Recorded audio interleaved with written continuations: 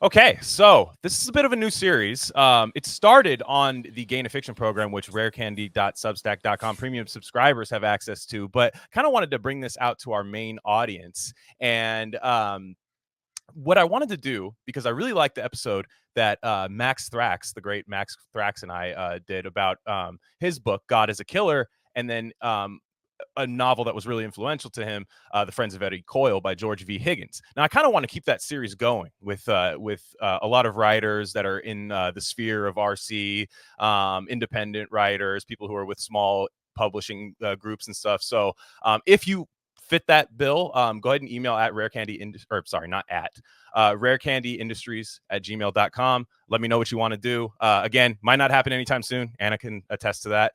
We've been planning this episode for like half a year now, I feel like. But as I said, my guest today is, and I've been practicing in the mirror. It's Anna Krivolapova. Did I get that right? Yes. Honestly, you're Go, perfect. Dude. You nailed it. Okay, I'm just gonna clip. I'm gonna clip the honestly you're perfect you might be part. the first. We might need to end this, quote while you're ahead. That's it. Yeah, I'm gonna clip just that part, and that's the episode. Honestly, you're perfect, and then boom, like that's gonna be the episode. So thank you for that. From the 5 to the 6, we be in the mix with that rare candy paint job on the whip. I need food for the kids, money for the rent. Fuck a lockdown, baby, I can't do that shit. And I don't never vote, cause I'm fucking broke. And either way, I know the police ain't gon' leave me alone.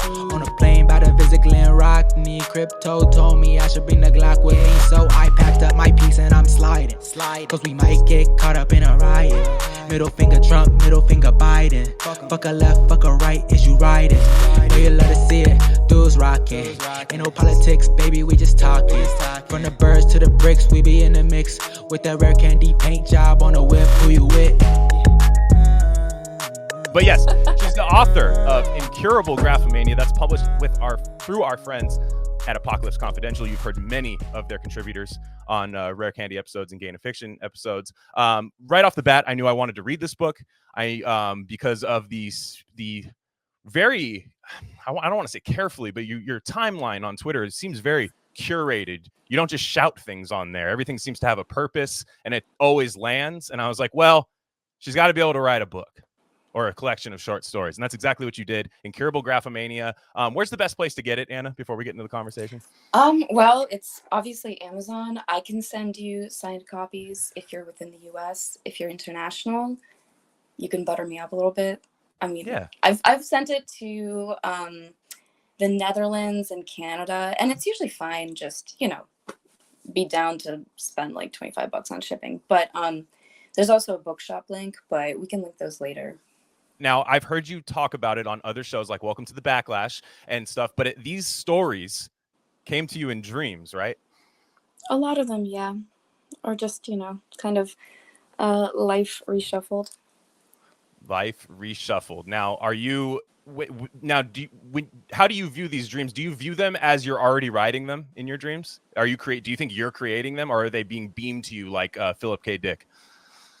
Beamed to me, and I think my beam is probably also hot pink. I have a hot pink robe, and I think the color pink is very strong. I've been thinking a lot about this recently. I used to kind of write things off like this, and I remember when I was a child, I had this book about color theory that I was obsessed with, like before I could read, and I do think that there's something there with putting, the way you control your space, what you put around you. For example, like that's part of why prison and school is so conducive to people being like bored and violent. Just the space. But dreaming is important. I haven't had a lot recently. I guess I just haven't been sleeping that well. And when I do, they tend to be very obtuse, like being attacked by a dog or something like that. But these stories, there was a time where I was dreaming profusely and writing them down, and I was realizing just like the way the puzzles fit, what type of, I guess, real life experience I was sculpting into something fictional and something, with a beginning, middle, and end. Interesting. Yeah, it's I don't write because I don't think I view. I think you kind of have to. Not you don't have to. There's many ways to skin a cat, of course, but like you kind of have to. I think it works best if it happens to you the way that you just said right now. For me, it's different. Like I kind of things get awakened through sound for me. I think what's that called, synesthesia, where you see where you hear colors. That's kind Yeah. of how I am. I'm very audio. I mean, this shouldn't be a shock to anyone. I'm very like audio stimulated in the sense where I'm able to do that with music. I'm able to parse out. I have like pretty good music literacy in terms of like when I hear a song, I can kind of guess even what the person's mood was and stuff. And Are just you Pisces? no, I am a Libra, which is why I don't shut Oh, up. okay. That's Nice. why I don't shut up. So Wonderful. yeah, that's what I've been told. They're like, we haven't talked much yet, but by the end of the episode, you're like, oh, he's a Libra. Watch. Yeah, you're like Lil Wayne, John Mayer. They're Libras. Lil Wayne and John Mayer. Yeah, I've often been said that I'm like Lil Wayne and John Mayer combined. Yeah, so Good company. yeah, that's great. No, that's pretty good. Now, one of my favorite stories is about Dostoevsky, which we will get to, or is themed around the brothers Karamazov, which is a very special book to me. But I think it's important because we are going to be covering a novel that's influential to you, Play It As It Lays by Joan Didion. And right off the bat in Incurable Graphomania, you have a story called First Person Shooter that once I read Play It As It Lays, I immediately thought of the first story in that. And how far off am I? Oh, you're right on the money. You're right on the money. Except it's actually, so in that era, so Joan Didion was born in 1945, I believe. Wait, no. 1945 is when because I was looking up when Arnold Schwarzenegger and Stasi Kinski were born, because someone got really mad under my picture and was like, she was 16 when this was taken, and because her titties are out. So actually, let me look up. But anyways, Joan Didion, that generation, the boomers, there was this sort of East Coast California to the desert pipeline. Oh, yeah. People running from Philly. And that's sort of, a woman escaping her problems by driving to somewhere with sand and, just having a series of dissociated experiences. But, I always wanted to write something like that. And then one night I had a dream that I went to, like, my grandfather's old beach house. He passed, but I had a dream that I went inside the house and it was all like neoned up. There were like programmer socks. There were like all these kids and computers, and it was like some kind of Raytheon summer camp, and I was horrified. So I had to write about that. That's pretty good. I mean, that's pretty good. I love that part of it, and I love how just dreary the kind of like it's been a while since I've read it, but it's kind of like a beachy, kind of woodsy, almost like woodsy beach. I don't go on the East Coast much, but it kind of seems like seems very Sopranos, like very Sopranos-y, like beach town, where like a body gets buried, and stuff. Maybe Pine Barrens-ish a little bit, like kind of what it reminds me of, just in my head. But yeah, exactly. Just the dreary millennial kind of crossroads, almost self-imposed crossroads that the millennials come to, where they're just like, what is life? And it's like, we're only like in our late 20s, but also, you look at what your family did in their late 20s, whether it was good or bad, they did like more things. And you're like, oh man, this is depressing. We're going to get you right back to the episode, but I just wanted to let you guys know of a few other things we offer at Rare Candy Industries. We have a Substack with free and paid subscription options. Free subscribers get access to all written content. That includes Bob's Red Pill. That's the best thing going on the internet right now. Trust me. Paid subscribers get full access to our premium episode feed. And that's just every episode we don't necessarily want to share with the general public, if you know what I'm saying. Again, that's rarecandy.substack.com. We also have merch. That link's a little long for me to say right now, but go to the description, go to our merch store, and find a shirt that's right for you. We have Rare Candy shirts, Dr. Bronner soap label shirts, Rishi mushroom shirts, all types of stuff there. Check it out. There's got to be something for you. And lastly, check us out on social media. On Instagram, we're Rare Candy Pod, but on Twitter, we're at Rare Candy Pod 1. All right, enough of that. Let's get you back into the episode.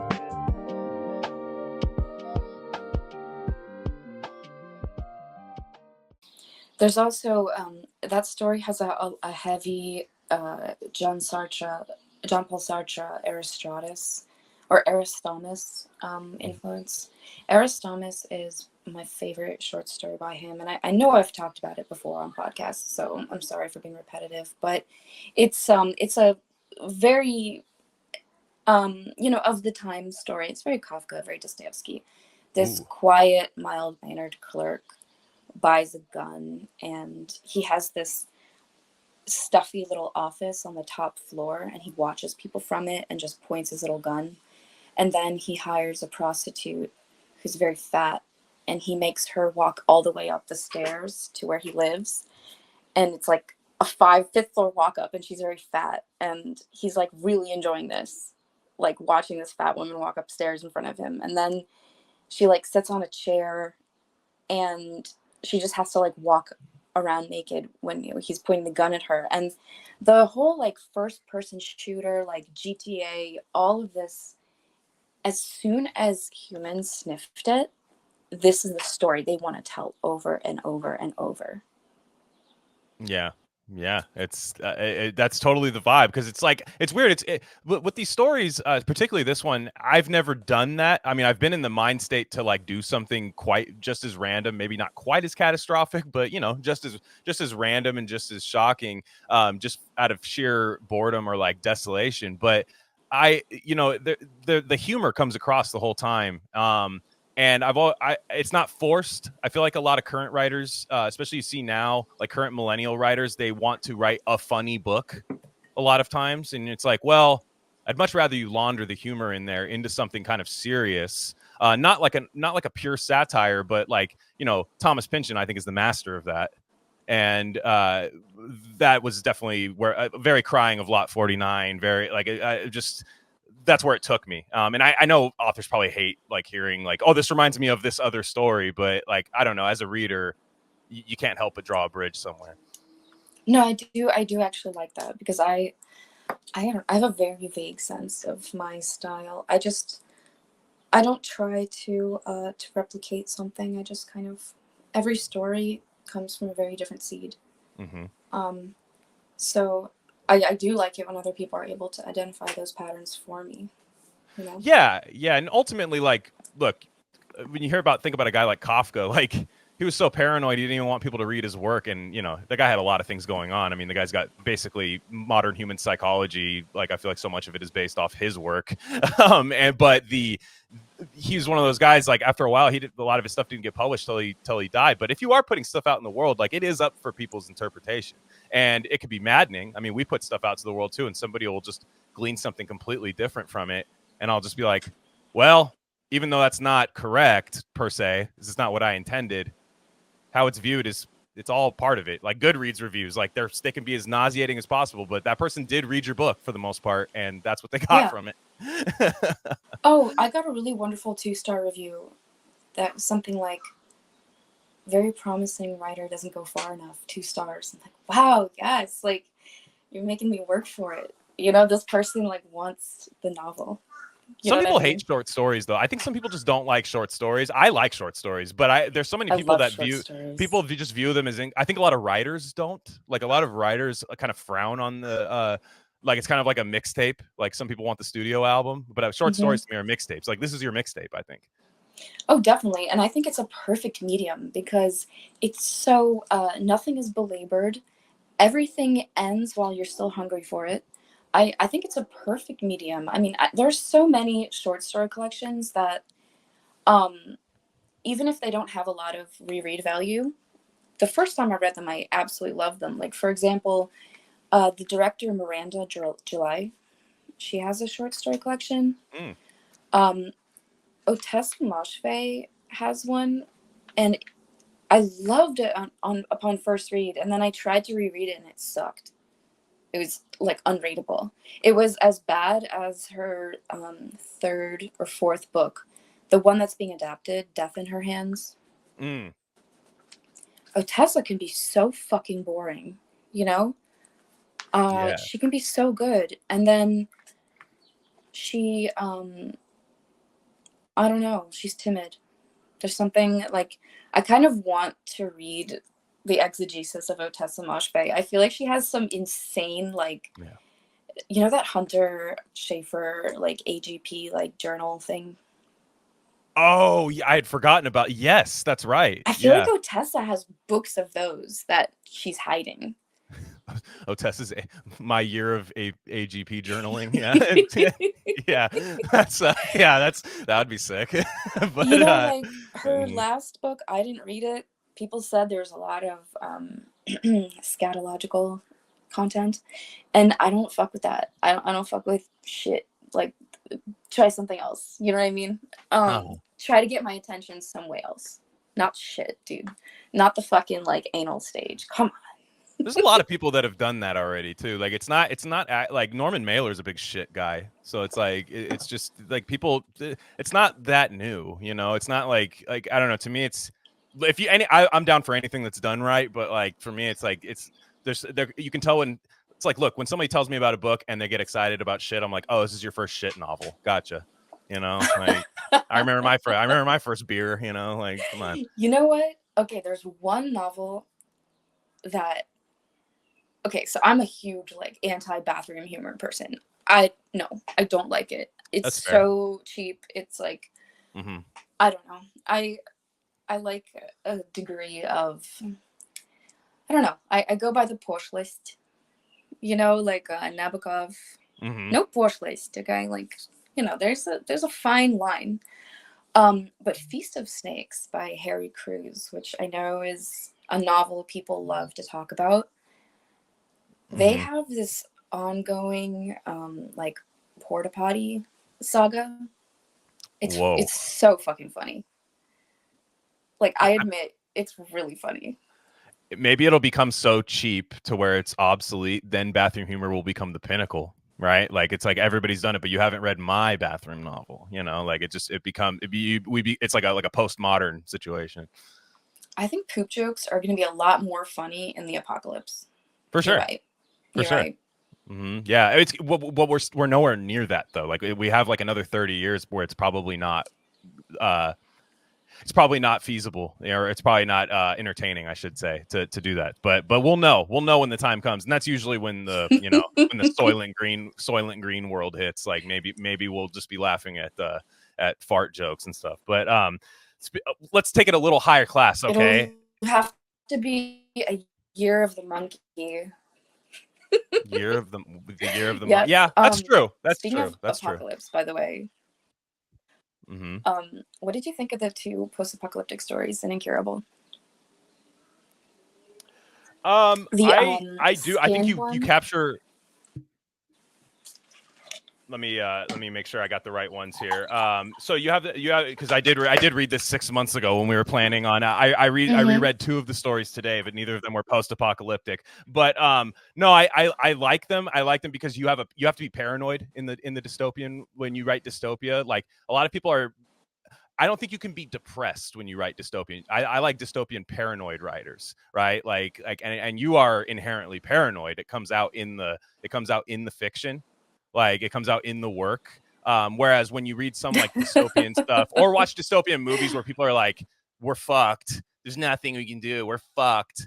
Yeah, that's ultimately where these two mindsets go. But it's much more entertaining when someone's just paranoid about a dystopian world or identifies, goes outside of what like the kind of like smog world that everybody else goes in. And it's really just like, no, like my chip reader won't work at the bread line, you know, like that's to me is like the true dystopian. Mm-hmm. The weather's gonna be the least of our fucking problems. Dude, it's not the weather that's our problem. It's gonna be speaking of which, to tie this into Play It As It Lays. So Play It As It Lays mentions nuclear testing sites, and in the end of the book, her hometown actually gets blown up in a nuclear arms test. However, Joan Didion, honestly, I admire her grace and her politics, and I love how there isn't a touch of doomerism in this novel at all. It's like a internal doomerism, but there's no such. And okay, like in a lot of different parts of the novel, like if she sort of notices a little bit. You know, she complains about the people around her and like the strangers she meets. And there's this woman who's oversharing about her mental illness to her. Mm-hmm. But there's no like, oh, the Russians are going to come blow us up. There's no climate change terror. There's no like, No. oh, the world's ending, so I might as well give up. It's her world that's ending.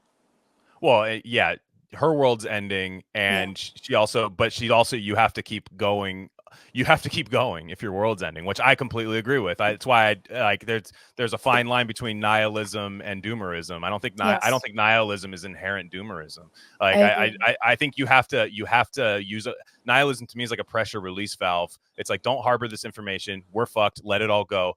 On to the next one. You know, like that's kind of how, and people have this people just say things that have like quote unquote bad endings as bad as in mood wise, I should say. Bad endings is nihilism, and I'm like, no, nihilism is when you read the book and you're like, why the fuck did I read that shit?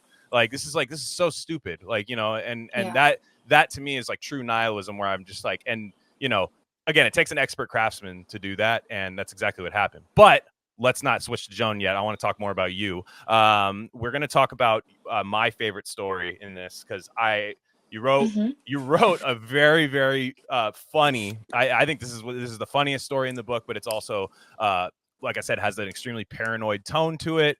It's executed, and it's not corny. It's not somebody who's never been paranoid trying to be paranoid. It's somebody who I think you are a paranoid person. I say that with love, but it's not that hard for you to do. So this is called Chapter 9, The Devil, Ivan's Nightmare. Now, with your permission, I'd love to read my favorite paragraph of the entire collection, which does not spoil any story. And typically when I'm talking about a book, I don't care if I spoil it, but this is a rather new book, and we want more people to read it. So I'll be careful not to spoil the story, but this is my favorite paragraph in Incurable Graphomania.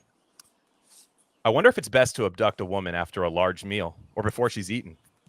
There are good arguments for both possibilities. With the unfed woman, hunger is an effective bargaining chip. Her blood sugar is flatlining. She's desperate. She'll comply with any orders if I promise her a falafel. The satiated woman, on the other hand, does not want. But here's the rub. The hungry woman is alert, aroused, focused, and goal-oriented. The satiated woman is lethargic and dull.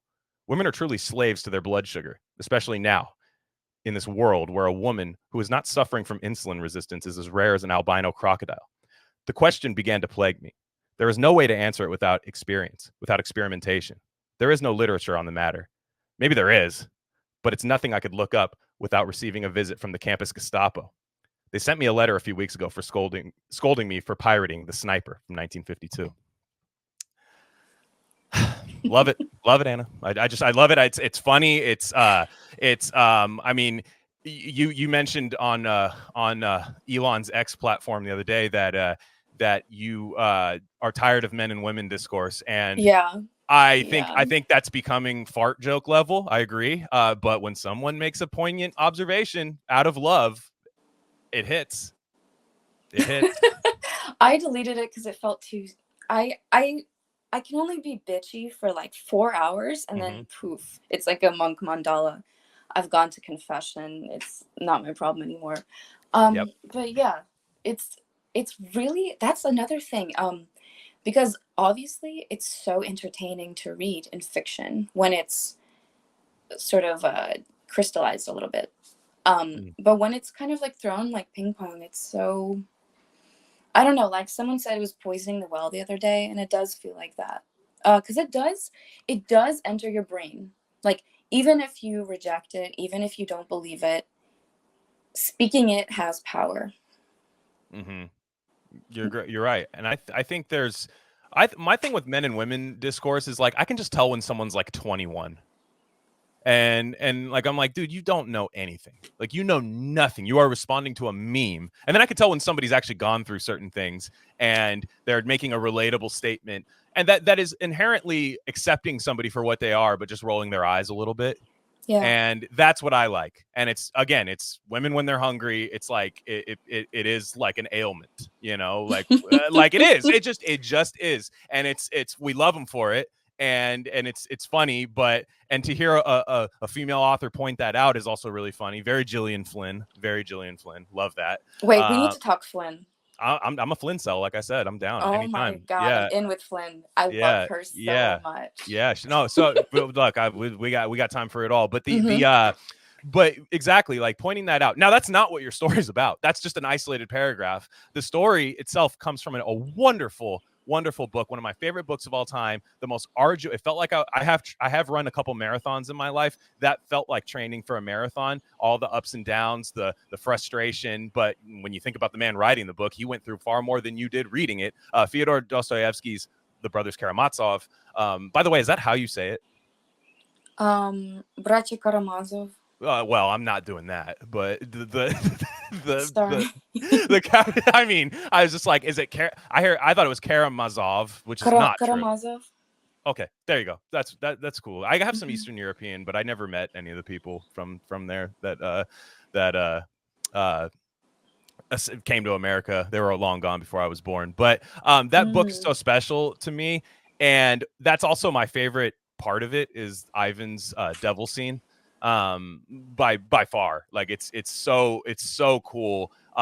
Growing up Catholic, understanding that the only way to be possessed by the devil is to truly have an absence of God, and having this kind of obviously proto Rod Serling Twilight Zone devil appear in your house and talk to you. And again, Dostoevsky, just knowing where he was at when he was writing that book is incredible. And so immediately my eyes lit up when I saw you had a story about that. You have the cheeky little liner notes that I think are really funny. That's the funniest part of the story, is going down and looking at the footnotes, I should say, and looking at them and saying and just seeing where they take you. I also love that people can't finish that book, even the most prolific readers. Even though I wish they would, I do take a sick satisfaction that they couldn't a little bit. So, what's your experience with that book? With Brothers Karamazov? Yes. So I read it probably only 2 or 3 times, but when I was writing this, okay, so a couple of years ago, I remember sort of realizing that, especially chapter 3, or is it called book 3 of Brothers K? Yeah. Mm-hmm, if anyone, I would honestly teach that to like high schoolers. That's like a really good like Russian literature 101, and it's all conversations. It's almost very Gogol-esque in terms of it's just like these sort of circular conversations the whole time, different people drinking in a room with like different iterations of the people. People's personalities change depending on the chapter, depending on the level of inebriation. And so it's not like a typical unreliable narrator, but it is just like how history evolves and how things evolve. And also it's so funny. I just love it. God, it was so fun. My process for reading is because I work like early in the morning, but I try to knock these books out as fast as I can. So it was kind of a way, it was the Lord's way of telling me, slow down, sir, you're reading this book, like slow down. I get up and leave for work more often than not around like 5:30 in the morning, where I have to leave for the work. So I would get up at like 4 a.m. and try to read as much of the brothers as I could, which is an insane way to read that book, is when you're like half awake. You're just like, oh my gosh, it's just an unbroken wall of text for 4 pages. Yeah. Like, I'm just like, oh, and I don't understand half of it. Like just some of the references, but again, his tone, oh man, he's just like me. Like a man just arguing with himself, splitting himself into 3 similar in terms of blood relation, but just 3 completely different people in life, but often the 3 wolves you battle with at times in terms of faith. And I thought that book was just, if you're in like jail, you should read that book. I feel like if you go to prison, you should read that book. Also, just the classic, the Rashomon effect. Mm-hmm. That plot device, where it kind of unfolds like a fan. Oh gosh, it's such a great novel. The best epilogue of all time, in my opinion. It's not even close. I wept at the end of it, and I'm not a book crier, I promise. But like at the end of it, I was just like, man, that was perfect. And then but yeah, But what you do with the story is, without giving too much away, there is a manic film student who wants to pull off a pretty epic stunt. Another guy with a gun. So that's all I'll say about that. What is your? I know you've talked about the short story that inspired that, but again, I know you're a paranoid person. Mass shooters, kind of weird. I am so my bullshit radar is constantly going off with every mass shooting. I know I've talked about this with Jimmy Fallon Gong, Mm-hmm. and I've posted that picture of Jakob before in that school shooter's house. Mm-hmm. I don't know if you saw that, but I didn't see it, but I know the picture you're talking about. I've seen it posted. I didn't know if you did, but I know exactly what you're talking about. I am fascinated by school shooters just because I do think that there is always there's always a pallet of bricks somewhere, and there's always something happening. And also the school environment, like I said earlier, just like so conducive to that kind of violence. And I think I have another story that talks about this, but I really do think that American universities are indoctrinating people so well and so subconsciously. And I write about this a lot. I'm very paranoid about it. I had a lot of, I guess I was just not aware, and I was pretty checked out when I was in undergrad. When I was noticing all of this stuff, but didn't have the vocabulary, or I didn't even know what was unusual and what wasn't. But there was a huge mold problem at my university, and people died recently, I found out. From mold? Yeah, I don't want to say anymore. I don't want to like dox, but yeah, people died from Right. mold, and it's serious, and people go fucking crazy. And like around co-ops, there's always a lot of like anarchist and like weird fed kids lurking around and like making you sign some petition. You know what I mean? Mm-hmm. Oh yeah, I Um, hated college so much. I was like, I couldn't wait to get out of it, and I did. I went out. I went to state school and in California, and I was just like, this is not for me. I had all these random teachers who hated their life, but they all had these huge military backgrounds, and I was like, oh, that's not weird at all. That yeah. you know what I mean? Like that you just hated everything. Came out of the military. If it was just one or two, yeah, sure. But I grew up in that era where I had like ex-military teachers watching Operation Shock and Awe on the rolling TV for the substitute. Is it okay to ask? Is this Monterey? Did I go to No, I did not go to Monterey. I applied. I actually got into CSU Monterey. No, but Okay. a little more local than that. I'm in the Bay Area, but yeah, I was only there for about 2 years. I did radio there, and then I realized that radio was going obsolete, and then continued doing a bunch of drugs, and then now I'm a 33-year-old podcaster. So You should have been the next Art Bell.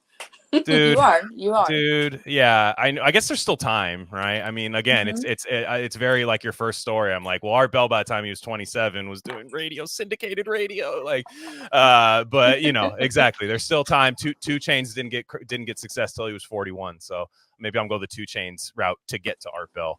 That's what I'll again play it as it lays, right? Right? But yeah, exactly. So anyways, you were saying. About College makes you go insane, essentially, right? So in the other short story that takes place on campus, it's the Reagan-Blair Manifesto, and it's a girl realizes that her Adderall dealer killed himself, and he owes her money. Great story. Great. I love that one. She goes on this hedonistic little journey to get her money back, and she sees something weird in his girlfriend's bedroom.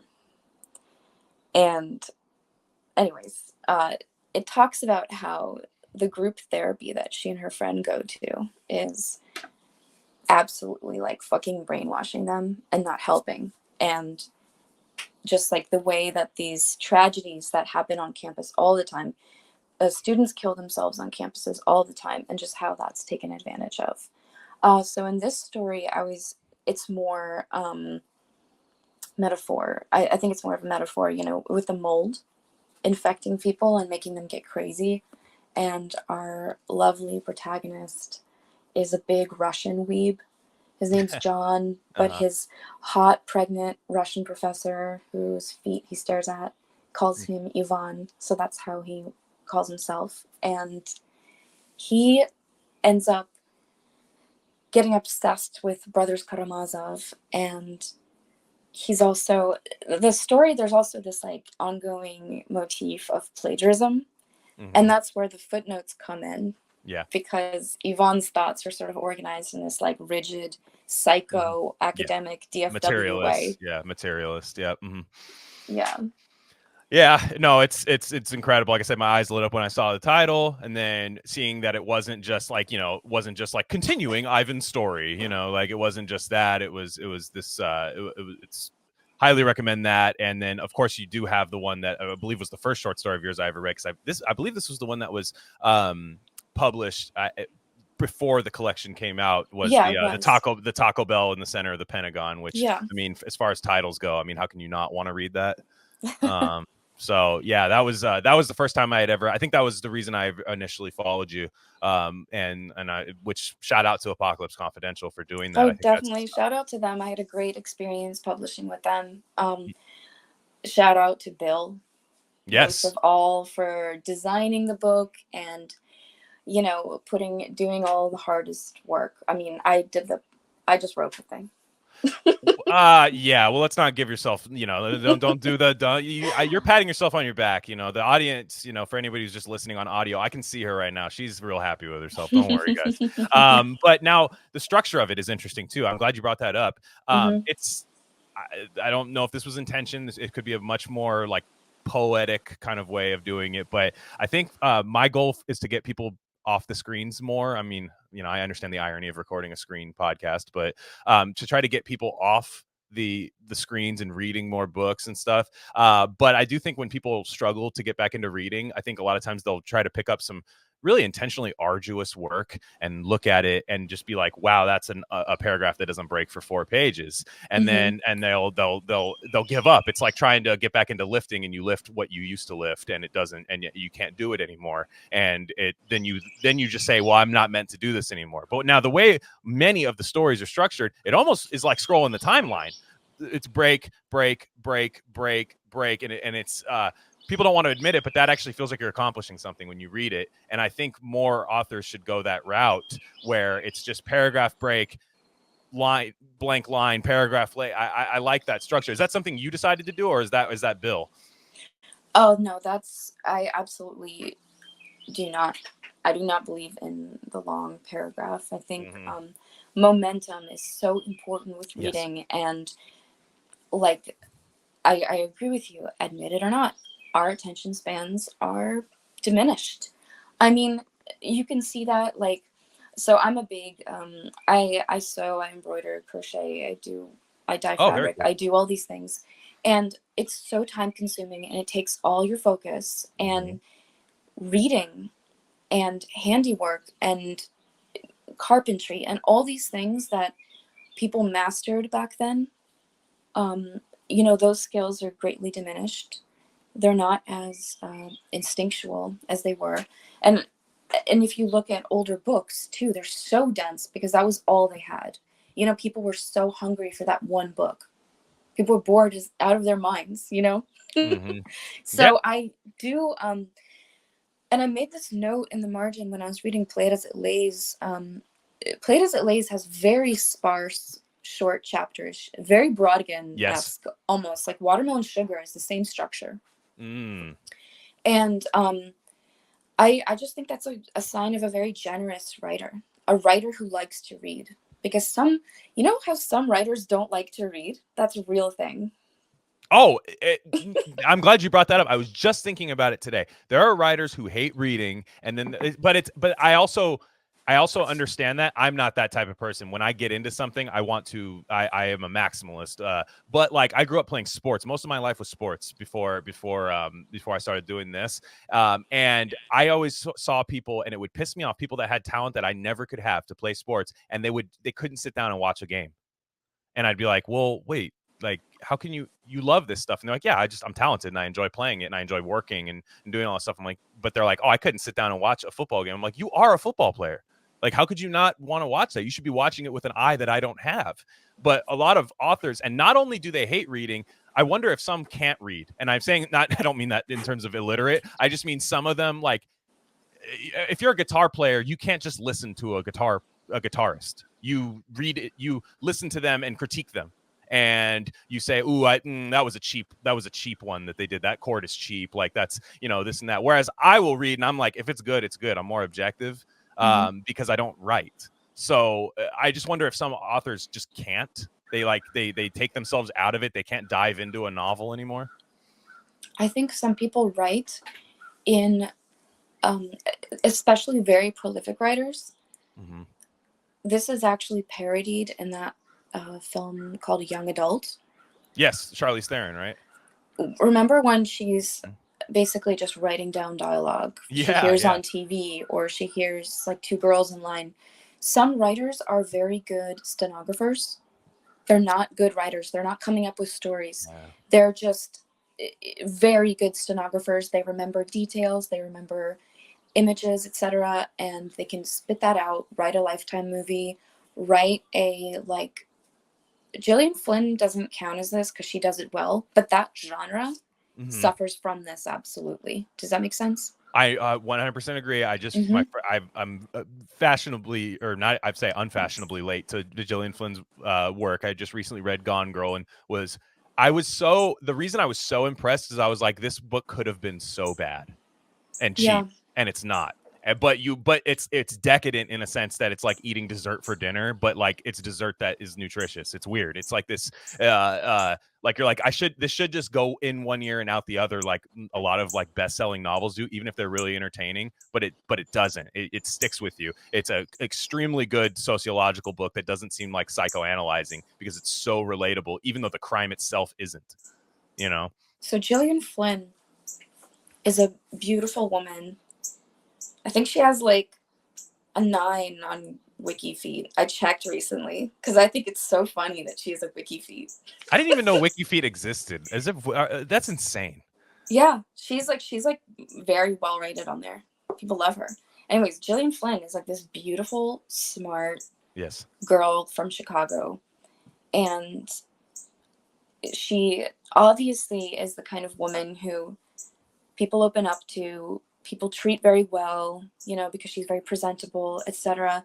She's always had a really academic background, and she has absolutely like created the most perfect time capsule of womanhood from maybe 2005 to 2015. She did it. She nailed it. It's so on point, and reading it in 2024, it's survived the test of time, like where it's like even if I looked back and I'll be like, I remember that, but that was a phase, and I'm like, no, everybody's still just like this. We have more tech. I'm like, we just have more tech, just slightly more, and the world's just slightly different, but not really. Like people are the same. And I know everybody, including you, say Sharp Objects is her best work, which I 1000% am going to read because I have a copy of it. I really enjoyed the HBO series, but I'd imagine the book is far superior. The book is slightly different. You won't be disappointed. I actually, I forget which order. I think I might have seen the show before I read the book as well. And the ending is different, and the ending is really shocking and wonderful. You're gonna love it. Oh, I'm sure I will. Like I felt I was able to read. Even though I read a lot, like I come out with an episode on a novel every couple of weeks usually. Like I do read often, but I don't read like chunks of books like a lot of people do. I don't read like 100 pages at a time, except for Gone Girl. But it wasn't like I blew through it. It was just like it just felt like I would go by and like an hour would go by and be like, man, I read like 75 pages, and I retained every single piece on the information that's in there. It stuck with me. It wasn't just like it wasn't just there to make sure I don't get bored. Everything had a purpose, and it didn't meander too much. It follows all the bestseller rules, but does more than a bestseller, which I just, again, that's to me is like the perfect pop artist, right? Like it's just that's what it reminds me of. Also, remember what you said about just like the layout or the negative space of my pages? So Jillian, she doesn't quite do that, but she has a lot of places in her books where she will create a list or create some kind of structure or a letter within a chapter. She plays a lot with varying structure, and that also makes it very engaging. I try to do that in my own work. Yeah, and I think it's harder than and I think you achieve it. It's harder than people think. I think people think it's one of my favorite authors ever is Michael Crichton. He achieves the same thing in my opinion through a more scientific lens, but he achieves the same thing where he allows you to, he paces it really well, but there's nothing that was left out, like you can tell, unless it was just carefully edited and just maybe trimmed down a little bit, but there's nothing that's missing from it in order for it to sell copies. It's the perfect medium of mainstream and literary success, in my opinion. I think Flynn is in that same category in terms of how I read their books, and I want to just go through everything, which unfortunately there's not too much, but with Gillian Flynn, but perhaps that's a good thing, like perhaps it's a good thing. Some people do write too many books. She's been doing more TV. Yes. And she's I know she's supposed to be working. She's attached to a new Fincher project. I can't remember what it is. Not everything gets made. And I think I'm tired of some of these movie accounts talking about movies that aren't even close to being made yet. Like, if there's a Fincher Flynn collaboration that's like being hidden in some producer's office, like, yeah, I can't be held responsible for what I do. It's the mold. Yeah.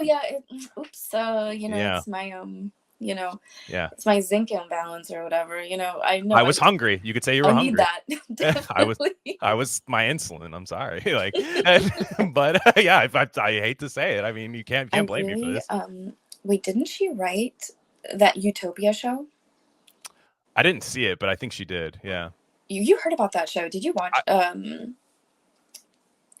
you know the premise? I don't think I do. I've heard the name of it. Let me just take a look at it real fast. Okay, it's that show on Pride. That's why I've seen the thumbnail a million times. It came out 2019 and basically was about this like fake pandemic. Ooh. And a vaccine. No, really, it's weird. It's weird how nobody talks about it. It's very memory hold. What? Because I saw it like right before the pandemic. And it was a very like popular show, and then all of a sudden it got really quiet. There's a UK version too.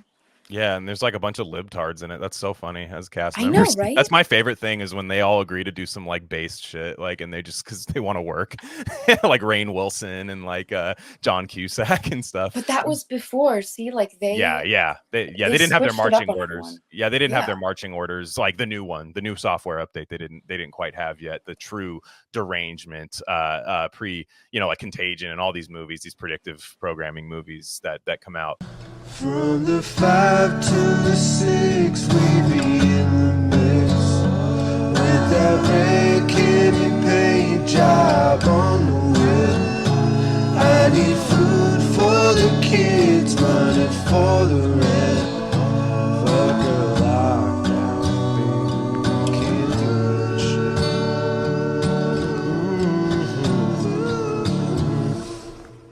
Now, I think we should move on to the main lady author of the day, Joan Didion, who, again, an author that I've heard a million things about. I felt like I knew a million things about her before I even picked up the novel. I was very happy that you suggested this because it's not a book that I ever thought to read, but I hear it mentioned all the time. And one of my favorite all-time authors and just people in general is Bret Easton Ellis. So I always like to see where his style comes from, and it definitely comes from Play It As It Lays and the White Album in terms of his nonfiction and like commentary.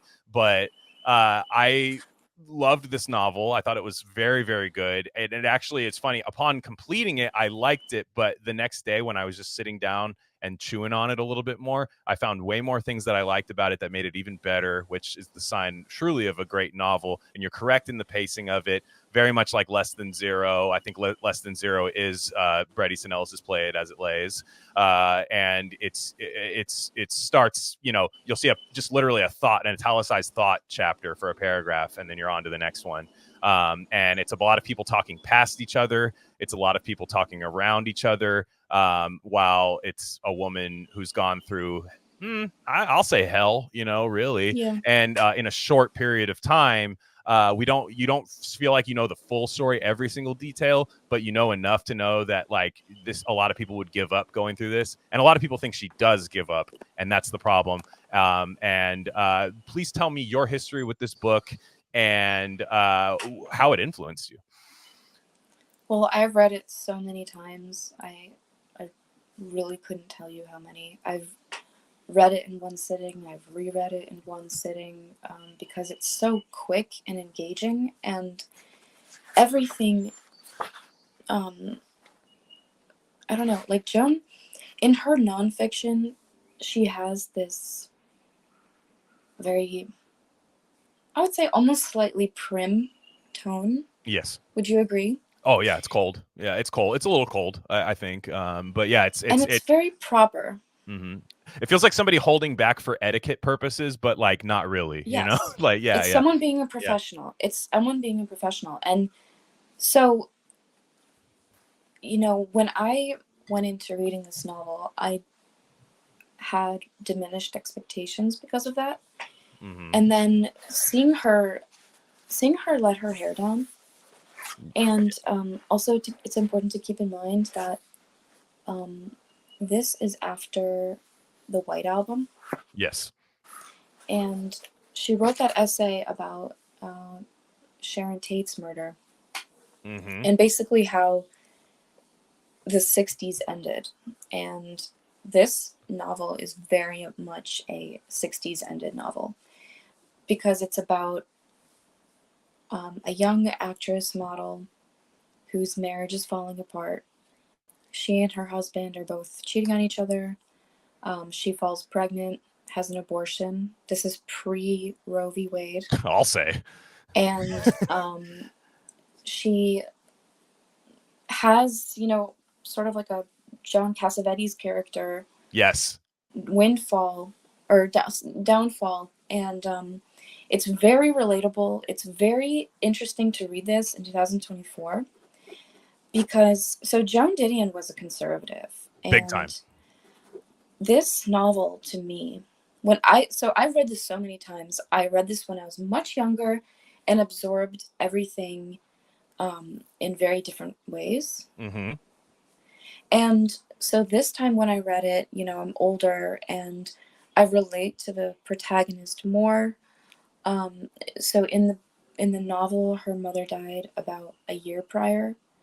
Mm-hmm. And for me, it's been 6 months. So I'm so sorry. I can't even imagine. Thank you. But anyways, you know what I mean? Like that headspace is very strange. It's very unique. It's, it changes everything. You know, the way she describes not wanting to eat and not wanting to be around people, sleeping outside, being afraid of plumbing, just all the paranoia, plus the paranoia and the terror of her abortion. Because throughout the novel, you do get the sense that although she does feel very frigid, although she, you know, wants to be alone and is easily tired and repulsed by people, this character did want a family. This character did want partnership. And this character is, you know, having her solar return in this society where everyone's swinging. You know, in her friend group in the novel, everyone's having sex with each other. Yeah. Everyone's cheating. Everyone's having abortions. You know, she gets her hair cut and she hears a woman loudly complaining about a pelvic abscess. Yeah. And she's in this society that is not protecting her and is putting a boot over her dream. And she's starting to age. And she's starting to lose her looks, and she feels worthless and nihilistic. And I think this is a really interesting novel to bring back in this year. Oh, definitely. And I think one of the things I related to strongly as even though that she's so cold in the book and you feel like it's Mariah, right? Not even Maria. Mariah. Mm-hmm. Mariah, yeah. If you feel like Mariah is very short on words, thinking more than not, but also at times like not thinking, like kind of just really just like flatlining neurologically a little bit. But you get the idea that that's just the way the story's being told to you, rather than like it's probably the mind is probably racing a lot more. And there's these times where Mariah only feels good while in motion, which is like literally like a huge. I went through a horrible like series of panic attacks like every single day, like debilitating, like to the point of pure like pretty bad. I'll just say that much. Like where it felt like one of those ones where you'd have a panic attack at like 10 a.m. and then you feel like going to sleep after. Like it's just because like it just takes so much out of you. I guess that's probably why I relate to like Dostoevsky writing like 10 pages on like brushing shoulders with someone or something. Oh, like me too. That yeah, sort of epileptoid hyper awareness. There you go. I get it. It's the same concept with that, even though Didion does it in far fewer words and By the way, what's that? She was also epileptoid style pathology. I need to find her handwriting, but she was sick in a similar way to Dostoevsky. So sorry, keep going with that thought because I like that. No, exactly, because there are these times where, especially when things are going like really, really bad, where she's just like going out to the casinos and she says she'll never walk around these casinos at night, but then like obviously just is doing, walking around in these Las Vegas casinos, and she said the best things about that is just going in and out and temperature differences, and that's totally like how it is. It's just like the worst thing I can do is just sit here, because when I just sit here and stop, even though that's kind of what you need to do, because you're just pushing it off, you're like putting it on credit, putting it on layaway, and eventually the bill is going to have the red letters on it and collect. But as in real time, you just want to prolong that feeling, especially after a lot of trauma, like actual trauma, not like TikTok trauma, like real trauma, because she's had a graphic abortion, like a very graphic abortion scene. Sadly, I don't obviously I got different parts than that, but like I read 3 novels back to back about that had like pretty bad like vaginal damage in them, and I was just like, man, I don't wish to do that anymore. Gone Girl has that little part, where she she kind of switch it up. The next book I read, I'll be really mad if there's vaginal damage in it. I'll be like, we can't do 4 in a row. I'm trying to remember what the one before that. Oh, Lolita. That's no, there's that one part in Lolita where it's still, that line is etched in my brain, unfortunately, but it's there's some bad ones in there, but like she gets an abortion on newspaper, on a stack of newspaper, and there's a guy, it's like as though she's gonna go score a bunch of heroin. She gets like driven to this weird like part of the city. This guy will meet you here, he will take you here, and then this doctor, and she gets an abortion that laying down on a bunch of newspaper, because there was this old like wives' tale of newspaper being like disinfectant. Sterile. Oh my gosh, no, that's not true. Like, what the hell? That character, the guy who drives her around, is actually very fascinating. I took note of him. The way she describes him is so disgusting. Like, he had a moon face and a soft eunuch's body. His hand was pale, freckled, and boneless. Mm-hmm. And she always is describing men as eunuchs or faggots in this book. It's true. She has some. I'm from California, and I know this woman essentially. Like, I know this woman. I enjoy drinking wine on like a rocky table on a golf course with this woman. I do. There's the whole part where it's like, it's just nothing but a bunch of Mexicans. Well, BZ loves Mexicans. I know why. Like those. Dude, this is Laura Palmer who lived. Exactly. Palmer. She's awesome. Laura Palmer. It's amazing. Yeah, no, that's exactly what it is. But there's these parts. But now there's a character named BZ. Now, if you've seen the Frank Perry film, BZ is a lot more prevalent. He has many more lines. He's like in almost as many scenes as Tuesday Weld, it feels like. But in the novel, he's kind of this, in the same way like Less Than Zero, Julian's all in the movie, Robert Downey Jr. He's a sinister homosexual. And he's a looming presence. He is the true nihilist of the book. And I would argue that if Carter is the conscious villain and BZ is the subconscious villain of the book. Yes, and BZ, honestly, every single character is completely repulsive. Yes.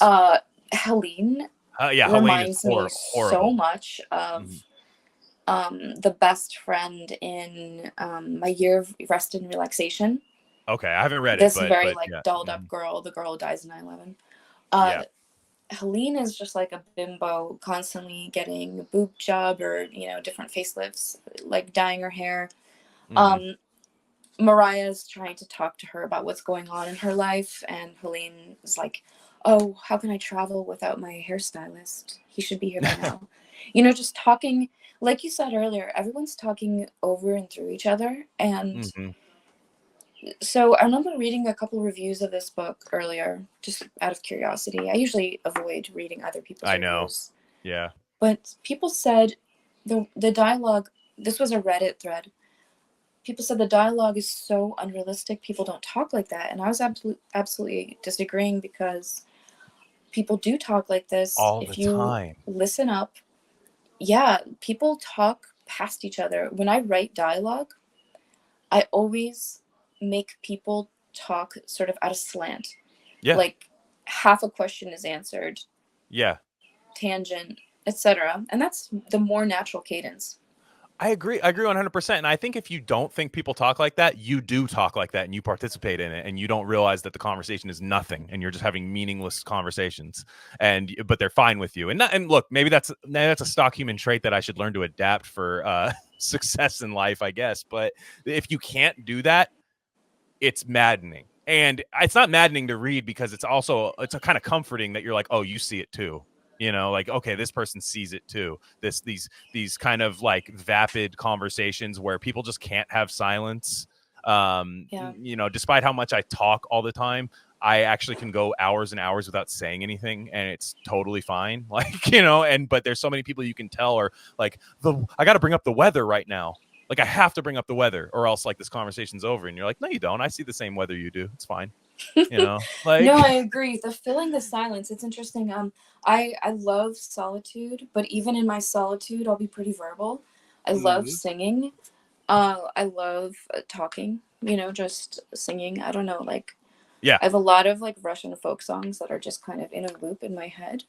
And sometimes I'll just be doing something like some kind of task, and I'll just be singing a folk song. And I guess it's very like slavery coded, but I really love it. I'm all Irish. I'm just like, I'm one of those guys. Like, I think I'm a slave in general, to be I'm honest. definitely probably like a serf descended Russian. For sure. Like I'm always wearing slides, those fucking like cleaning lady chanclas. You get at the Korean store. Yeah, because I'll be at work and know my job's bullshit, but I'm like, yeah, but I have to do it because I'll go insane if I don't. Like, I'm like the guy in Lost, like that show Lost, that has to enter in the number, but no one knows what happens if he doesn't. Like, I'm that guy. Lost was so good. It was. I'm due for a rewatch, but that guy, I was like, he's me. That's me. I'm by myself listening to make your own kind of music and sing your own special song, and then typing in like 5 numbers on a screen. Not because I have to, because it's for me. It's for me. It's not the island. And so, but I'm like that type of guy. And then when I found out that I was just Irish and I think Polish, and I was like, oh yeah, no, for sure, that makes sense. Like, did you do DNA or something? Dude, it's the biggest psyop I've ever participated in. Because it was because it was a gift, and everyone's and it's not a gift you can just say like, oh yeah, I did that. They're like, yeah, what were the results? I'm like, fuck, I have to show you. So I did it. I learned nothing. That's what I thought I was. Interesting. I think everyone, I'm pretty sure like everyone is just mostly English and Polish. I think they took that, and I think what they did was they took that DNA and then infected it with COVID, lab COVID, and then gave it back to you at the PCR testing station when you sniffled. Maybe. I think that's what they did, or somebody else's. I mean, I'm just saying, like, I always felt like the PCR test made you sick.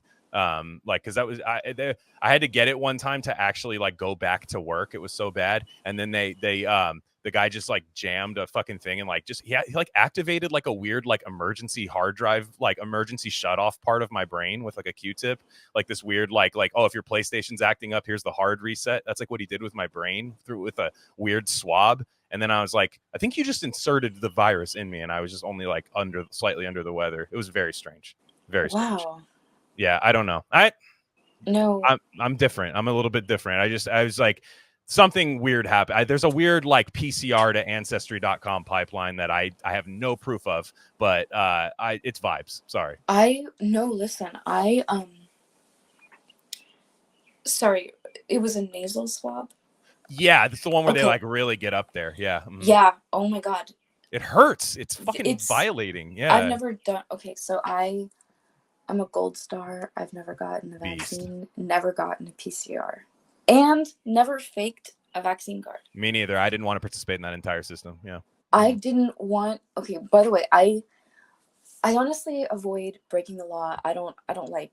Yeah. I would rather just see what I can do without it than do any of that.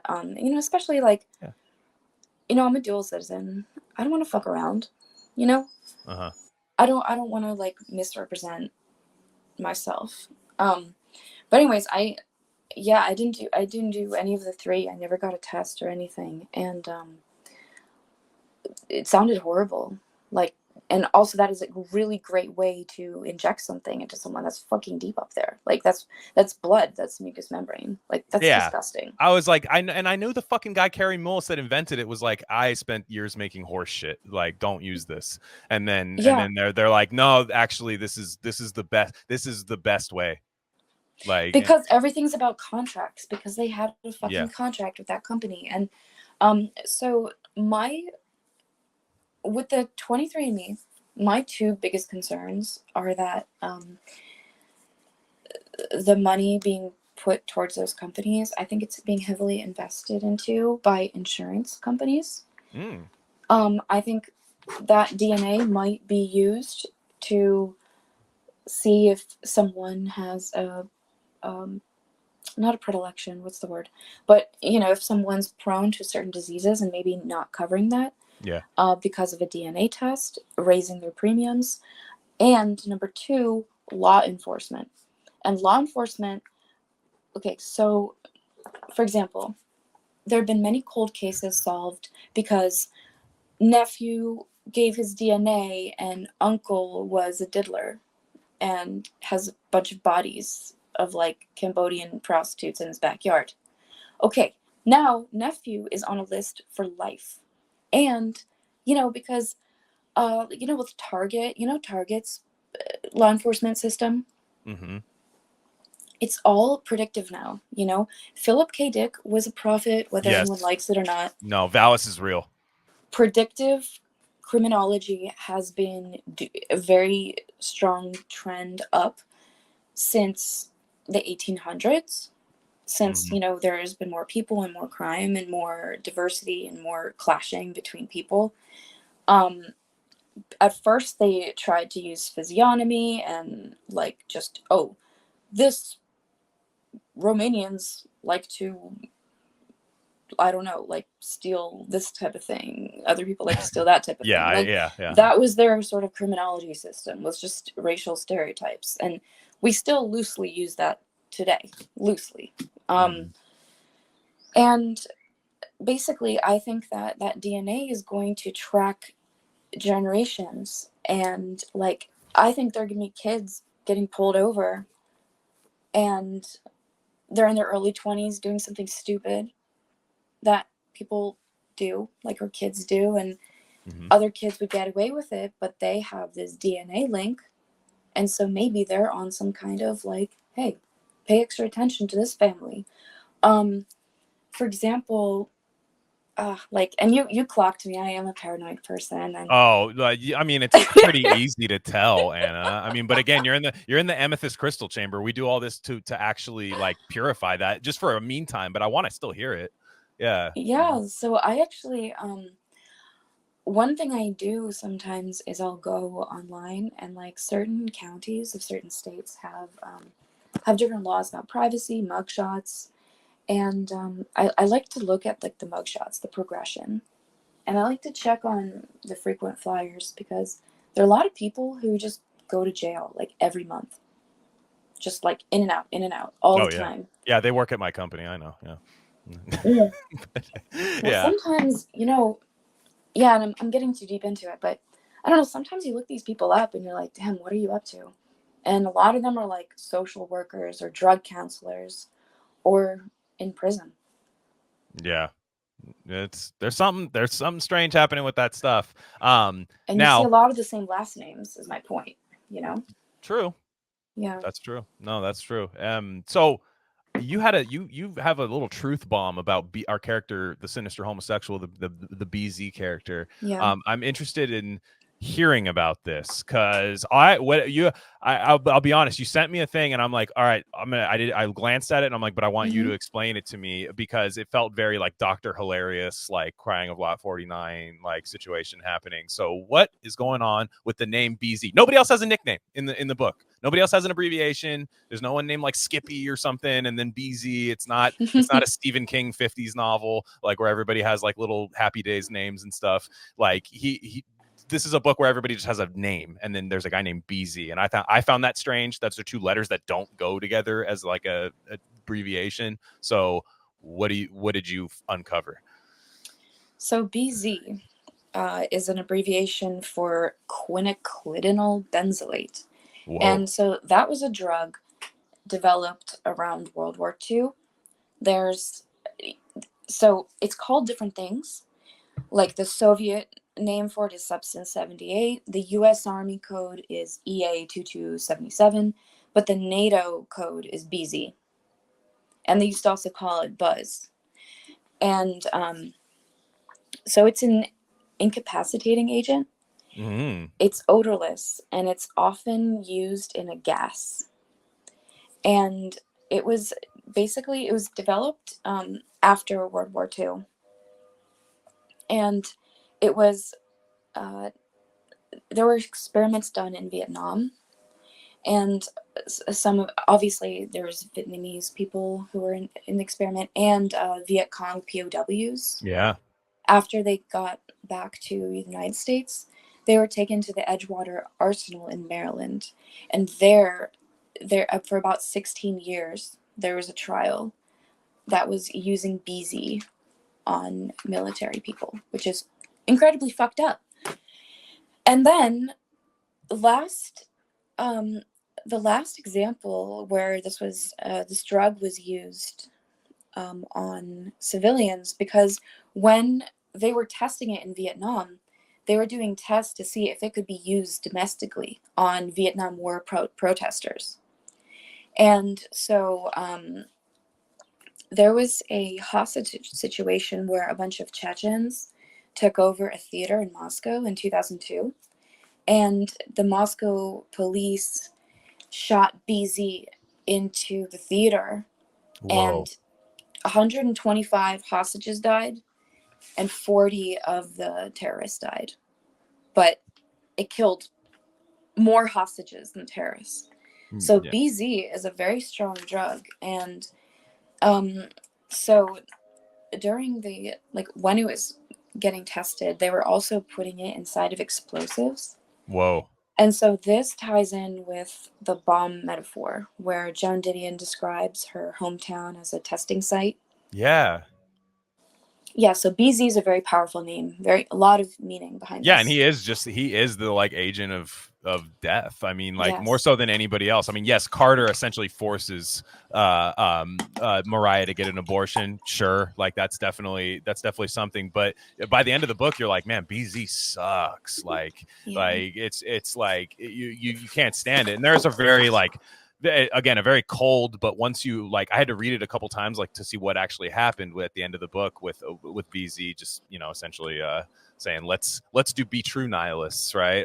And I kind of had to read it a couple times, but there is a passage in the book that allows you, anybody that thinks this is just a meaningless nihilist book, there are these parts where there's this beautifully, it's a chapter on its own, it's a paragraph, it's italicized, and it just says I think it's said in the movie as well, it's definitely the crux of why this book means something, but it's towards the end, and it goes like this: when I was 10 years old, my father taught me to assess quite rapidly the shifting probabilities on a craps layout.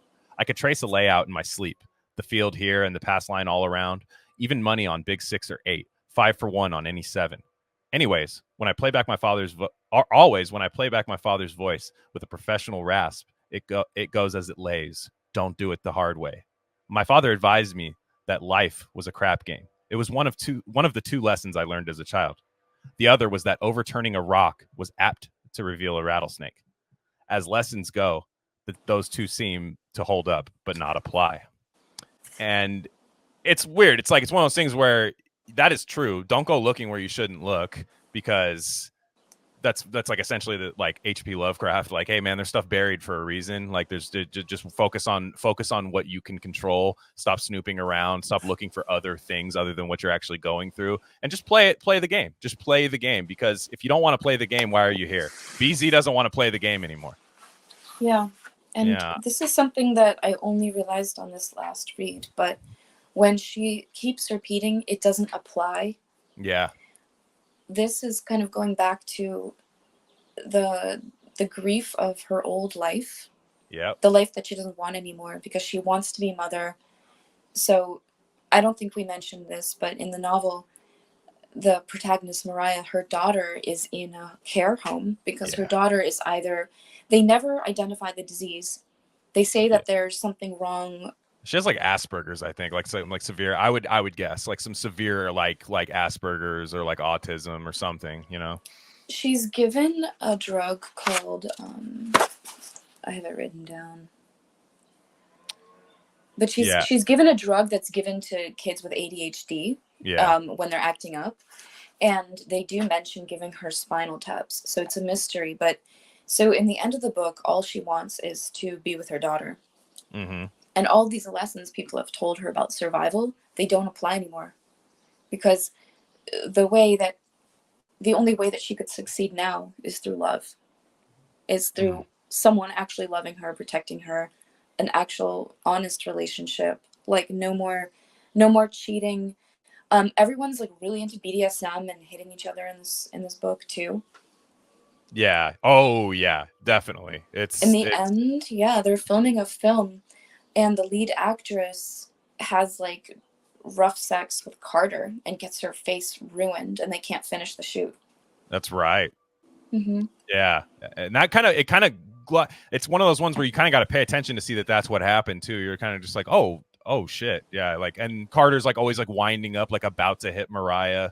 Yeah. You know, even though like the argument is about something severe in a sense, but like it's like, damn, dude, you know, like just relax. Like it's but also the thing I love about it, and it's another, I think Didion and I are wired the same way in certain ways, is the driving. I mean, there's nothing like just going for a damn drive. And California, especially California to Nevada, is one of the most beautiful drives.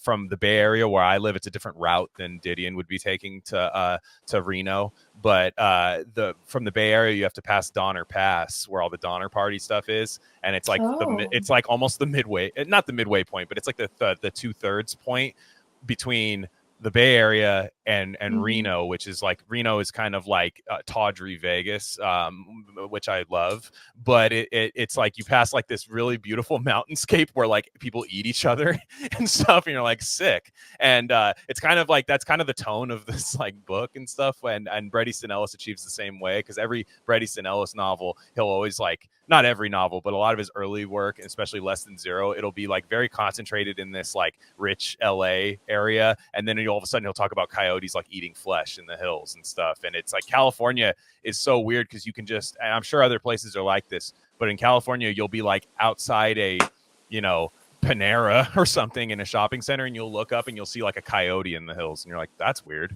you know. And it's these like the border between two completely different environments is like paper thin. And like you said, it's like her family owned a place called Silver Wells, which I would imagine is near Reno, because the father lost the house in Reno. And there's a lot of these like bomb testing sites in like western and southern Nevada. Very, very paranormal, spooky place. Most of Nevada is like that, save for a few big cities. But I just picture her driving, and in the White Album, I read some of the stuff, some of her driving takes, which, to be honest, for like women don't usually get that into like the nuts and bolts of driving that much. Like, you don't usually like hear that from women, but she gets after it, and she would talk about changing lanes, like changing like 3 lanes at once to like make an exit. And in a that was like the most the most words she would use, like Dostoevsky talking about like little meaning, like kind of small interactions that can span chapters and chapters, that she would talk about it like that with just, it was kind of her like autism tick or something. And but when you drive, and I'm sure I'm sure it's on the East Coast, it's the same way, but in a, you know, in its own individual way. But you just go from like drastic change to drastic change when you're passing, you know, LA and going into Nevada, or the Bay Area to Nevada. And I really identified with that. And just kind of driving just to like, not with no destination in sight. You're just like, I just need to not be where I'm at. And that's totally, the California is the best state to do that in. I also really love, we were talking about this earlier, but the driving scenes are the best part of the film. Totally. Which has really mixed reviews. I've watched the film a few times. I've fallen asleep most of the times. It is boring. It is boring. It's really slow and boring, and I'm dying for a better adaptation of it, because I think, you know, this is kind of left field, and his Holocaust movie kind of annoyed me, but Jonathan Glazer has proven to us how much he can do with no dialogue. Mm-hmm. And a lot of this book is just Mariah driving, doing something. Like, imagine if it was filmed almost in the style of Under the Skin. Yeah, and I was thinking Safe too, like Julianne Moore, like Safe, but like in a just in that way where it's constantly Julianne Moore just sitting in a room, like realizing where she is in life, even if it's her own neuroses or outside factors, and just kind of like zooming out and people just talking around each other, and she's just doing her own thing. Like I kind of liked that, and then it kind of gets absurd towards the end of the novel, or towards the end of the movie. But like you could kind of do that in the movie sense. I think I agree. There's ways to do it. I don't hate the movie though. I actually thought it was better than when it first started, and I saw the like kind of like I know it's low budget, but it feels like it kind of feels like it was trying to be more low budget than it actually was, and that can kind of annoy me at times. Like it felt like kind of found footagey and stuff. Oh, so the sound is horrible. The sound is terrible. I watched it on Internet Archive, so it was not even lined up. Like nobody's mouth was even moving like in the way that it, you know, it was like really annoying. But I like the casting for the most part. I like Tuesday Weld. I love Anthony Perkins as BZ. Like, I mean, you want to talk about he absolutely steals the show. It's just not even fair. Like everyone else is so boring to me. Like Tuesday Weld has no range. I really, really wish they had maybe chosen someone with more like tragic charisma. I mean, like I even think like an Angie Dickinson would have been cool, but that's too big budget. And she might have been, she wouldn't have been too old at the time, but would Shelley Duvall be too young? Yeah, she's too ugly. Yeah, you're right. I mean, I hate to say it, but that chick that she played with Three Women, Stacey Spacek. That would have been good. That would have been interesting, especially back then. And Susan Sarandon would have been good, like young 70s, like bug-eyed Susan Sarandon would have been good. But she's too. I think she was just doing Joe at that point, and she was like barely 19 when that happened. So I think like you need a little bit of weathering on there, and I'm not sure it would have worked timeline wise. But yeah, if the movie was, she's supposed to be anorexic. True. Have jugs. Yeah, that's a good point. Yeah, yeah. Wow, I should have known that, but yeah. Also, Tuesday Weld is a witch. Tell me more. Who was telling me this? It might have been Pool House. Someone was saying that Tuesday Weld is a witch. Well, she has a day name and a job title, like a job function as a name, so that's kind of weird. What do you think about the names like January, Tuesday? Are those Mormons? No, those are just California people. Yeah, it's I don't know if January Jones, I don't know where she's from, but if her parents are from California, I wouldn't be surprised. It's just like people just want to be different. It's just I don't know. And you think like as far as all the nepotism in Hollywood, perhaps some of these people's parents were like in the industry and like were super art brained or something, and they're just like January is the month of such and such. Like I don't know, could be a deeper meaning, but there's so many people named like Nova out here and stuff, and like just these random like names that are just like from people who aren't even that spiritual, you know. Are they like, do they have dreads? I mean, at some point in their life, they could have them.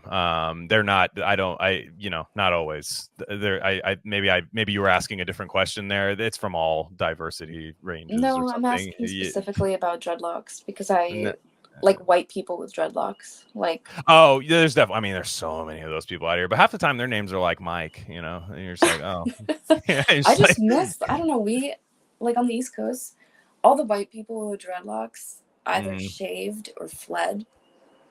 Yeah. You know, like it's not a really conducive to dreadlocks area. Right. It's the only like kind of unkempt part of them is the dreadlock. I know what you mean. Well, also people will just be mean to you. Like people will either just like clown you or they'll say, you know, you're culturally appropriating, and that holds a lot of water around here. You know. Yeah, you kind of need to like have another thing besides the dreads. Like you need to be like a crazy like computer hacker or something for people to respect you. I feel like if you have dreads, or like be a sick DJ or something, because otherwise, if you're just like a guy that works like a regular job, everyone's like, "What's your deal, man?" Do you like have you ever heard of Tokyo Hotel? No. Oh, it's this little pop duo from Germany. They were really big. Like, I don't know. One of them's dating Heidi Klum now. The one that has dreads is dating Heidi Klum, which is really funny. Or no, maybe the other one. One of them has like Super Saiyan hair. Oh, okay. Okay, gotcha. Yeah, no, but I think like white people with dreads is a really dying breed, and I really miss like Gen X. I miss wiggers. Yeah, they're still here over here, but it's not I don't know how to say it. It's like they don't have the mentality to go with it, you know? Like it's like they'll have the dress, they'll dress a certain way, like kind of like honestly like late 90s, early 2000s new metal fashion is like back amongst high schoolers now, but they have like Twitch streamer hair with it, and I'm like, nah, dude. Wait, what's that? Like just so it's like those girls like that are almost like borderline anime girls, like, you know, like that have like YouTube and stuff, and they have like they're all like meant for like YouTube. They just look like YouTube people, but like they're wearing, you know, jean coats and where it's like no, like commit to the bit. Speaking of cultural appropriation, you have noticed like little white kids always lay their edges now? What do you mean? I don't know what it like is. You know Niecy Nash in Reno 911? Oh, okay, gotcha. Yes, she has the little spiral like drawn or like gelled to her head. White kids are doing that right now. What's up with that? I've seen that. Yeah, I just think people are really bored, and I think they just watch like weird like tutorials, and they're just like, I'm just gonna do that. I think everyone's like Ariana Grandeing themselves. Yeah, because I remember there were those memes back in Facebook like days back in the way, and they're like, and it would be like my conservative uncle would post like in 2047 everyone's gonna be, and it's just like a light skinned black guy, and they're like that everyone's gonna look like this, like Tyson Beckford like looking guy. And or you know, like either Billy Zane at the whitest, like 90s Billy Zane, or like Tyson Beckford, like that's what everyone's gonna look like. And then I was kind of like, yeah, I think they might. Obviously, like you're seeing more like interracial marriage and stuff and all that, but like I think people are just gonna make themselves look like that. And just, you know, like Ariana Grande, the Kardashian stuff, like everybody's just gonna like bronze up, and then everyone's just gonna still have like maybe the same genetics as like here and there, more or less, and then just look like that through modernity and all the stuff you can do and filters and all that. I mean, the only like female pop singers who aren't trying to do like an Ariana Grande thing, or like just pretend, I don't know, like maybe Angel Olsen. Like not even Phoebe Bridgers, like just like Joanna Newsom. It's I know. I'm just like maybe I'm getting old, but everybody else sees it too, so maybe I'm not. I do have one last question for you about all this stuff, because I think you're the perfect person to ask this, and it's kind of been, we have a lot of like people who are into like the parapolitical on here, and I like them. I like what they have to say. There's always one question that I don't get answered that I'm kind of like, does anybody know why? So let's say everything. Okay. I love the Laurel Canyon era. I love all that stuff. I love all the music. I don't care if it's literally the most CIA stuff of all time. I'm like, it's phenomenal. They were putting out a good product at least. Whereas like you look at the entire Beatles catalog with all the weird like SS backgrounds with like George Martin and all that. I believe all that stuff. However, it made good music, like objectively good music through that time. Now, why does everything suck now, but it's still all spooked out? What do we get from this? What do we don't get anything. Like we don't get that's why I feel like millennials don't, for the most part, there's so many millennials that just feel like dejected and don't actually buy into like the lifestyle, and it's because they're not selling us anything that cool. Okay, so I mentioned this earlier, where true unbroken focus craftsmanship, we're aging out. The people who learned their craft without the distractions of phones are aging out. Yeah. They're the boomers. They're like upper Gen X. And I truly, truly believe that, like, I guess the metaphor I can think of is, when trees start to grow in very shallow soil and they uproot easily, like, I think we're going to, there already is a competency crisis, but I think it's because a lot of children right now, like, they have really fucked up reward systems. Delayed gratification is just not in their vocabulary at all. And that started happening around the millennial generation. But even Gen X had a lot of television and was ruined by television. Because sitcoms and things like that, like crime shows, a lot of, like we were saying earlier, a lot of writers can't read. And I think it's because these are writers who grew up listening to TV and they just write out TV scenes. Like shitty noir writers. There's like that kind of thing. And like romance and all these genres that just have too many people writing for them. I think a lot of them grew up that way. They can't have a voice. It's just like, it's almost like they don't have a voice, right? Yeah. So when you look at these spooked up like little SoundCloud rapper bands, they're doing it as cheap as possible. So they're probably either trawling SoundCloud and buying beats individually, or they have like their little like Zoomers that they barely have to pay. And so it's extremely cheap. It's catchy. All you have to do is do a sound bite and like do some kind of edgy lyric or have a persona. It mostly depends on the singer's social media, like with how they look and like TikTok and all that kind of thing. So it just sucks just because everything sucks, because the craftsmanship that everything requires is competing with hours and hours of screen time. Yeah, there's no payoff. And it's weird because it's like I struggle to go back and forth. It's like I feel like people have more time now, like they don't have time to be bored. And the level of boredom, even though it's weird, it's like sitting down and like scrolling your phone is inherently boring. I don't like doing it, but I do it. And it's this kind of like almost a Stockholm syndrome that I have like with my devices. And I don't think it sucks, right? Because like you said, when you were writing a book back in the day, not everyone was going to read the massive epics back then, but the average person was still going to read a book. Was going to read a book, whether it was pulpy crime novels, whether it was romance novels, whether how tawdry or cheap they were. Somebody like wanted to read something. But nowadays, just the simple act of like opening a book and something not happening on the first page and like not allowing a story to build. It's like, I am sympathetic to writers. I am sympathetic to these people, and I'm sympathetic to musicians who want to make an album. We literally do not like, what's her face? The girl Brat, something that she dropped she dropped an album the other day, and like, look, it's not my cup of tea. Her style is, but I understand the appeal. I'm listening to it and I'm like, man, I was just excited that people got excited for an album.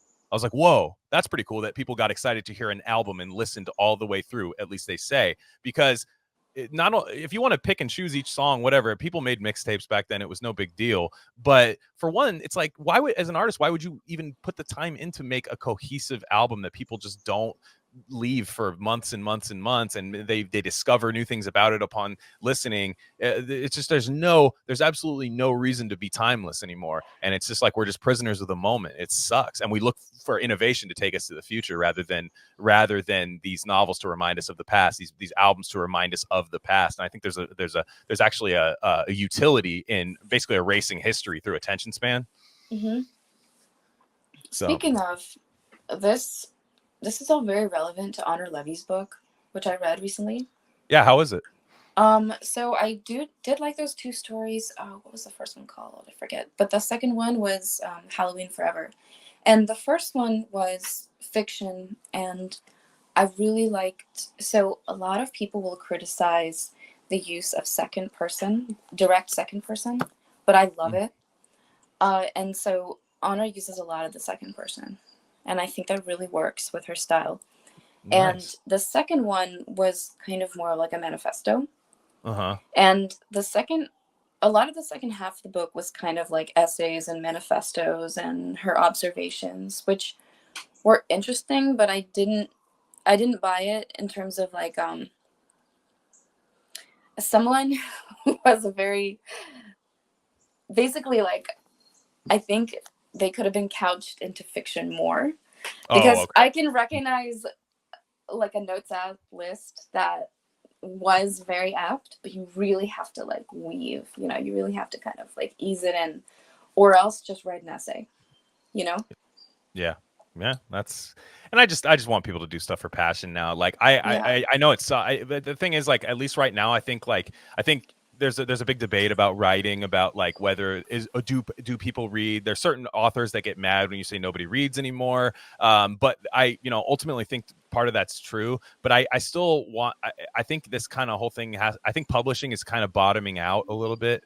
Once the James Pattersons and Barbara Kingsolvers, all those people pass on, like, I don't think the publishers are going to be recruiting these people anymore to, like, there's not going to be those massive, like, just like intimidating piles of like 300 books. And I think people just need to write because they want to write because they enjoy it. And I think the podcast scene and the people, they need to make it a more interactive thing. That's why I've taken it to be like, we need to make these things interactive, because people hate that. You watch whether you like this or not, you watch any HBO show, they'll say at the end, there's a podcast accompanying it. Yeah. And that's shitty. I've listened to them. They're stupid, and it allows them to make stuff like Westworld, which no one understands. And but then the podcast can like tell you actually it makes perfect sense.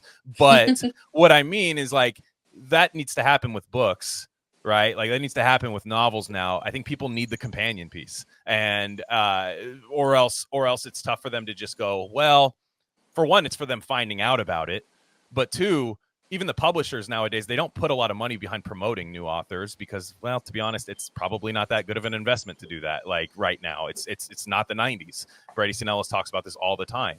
But I think the podcasts, these people, if we're all kind of outcasts a little bit from what's happening in the world, we might as well all try to elevate all forms of media in that sphere. I will just try our best to do it. That's a really interesting way of putting it. I never thought about that. And I think like part of reading is, like humans crave new information. Agreed. And a book delivers it with a longer fuse. And that can be really a really powerful way to deliver information. I don't know, because like if you have a captive reader, there's so many details that you can put in.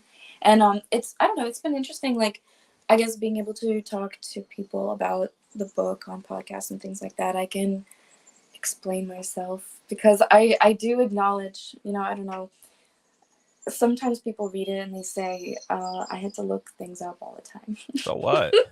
So what, dude? Like, that's you have a phone that does that now. And I get it. You don't want to be, when you're reading, you don't want to be jumping to like your phone again, because the whole idea is that I'm getting away from my phone. But like, come on, like, people will do that all the time. When people see something they don't like on the internet, they like go to great lengths to look up all these things, where this person lives, and do sinister stuff to them. But they can't be bothered to like actually have to research a little bit when they read something that's interesting. I don't know. It's just it's this. I sound like a curmudgeon. I sound 107, but I don't. I'm sorry. I feel like that's kind of the sentiment that a lot of people like us think. So now, well, my strategy is, I take a bookmark or like, a piece of watercolor paper, whatever. As I'm reading, I write things on the bookmark, like a word that's unfamiliar, and then I write the page number. And then when I finish the book, I just keep the bookmark in there, and I open it up and I see all the things that made an impression on me. yes. And then you flip it over and you do it again, and like you kind of see what keeps getting at you. Yeah, I do the tabs. I do the tabs of everything that looks cool to me. I do my readings. I record readings and stuff, and that's stuff I'm looking for. But even if it's something I don't plan on reading, and I'm just like, you know what, that was a really cool thing that I saw, and I look back after I finish the novel, know the plot, and know everything, and I go back and I look and I say, huh, that's actually kind of like that makes more sense now. I see why that stuck out to me, even though I didn't have much context for it at the time on page 72.